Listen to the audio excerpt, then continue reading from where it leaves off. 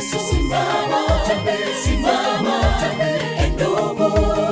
Kiwete alizoea kupata riziki kwa kuomba siku kwa siku hekaluni, badala ya kupewa fedha utapewa zawadi ya thamani. Simama utembee, mipango ya Mungu zaidi ya fedha na dhahabu kwa wale wote wanaomwamini.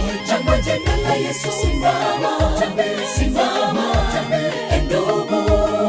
Kiwete alizoea kupata riziki kwa kuomba siku kwa siku hekaluni, badala ya kupewa fedha utapewa zawadi ya thamani. Simama utembee, mipango ya Mungu zaidi ya fedha na dhahabu kwa wale wote wanaomwamini. Kwa jina la Yesu, simama, simama, ndugu. Kiwete alizoea kupata riziki kwa kuomba siku kwa siku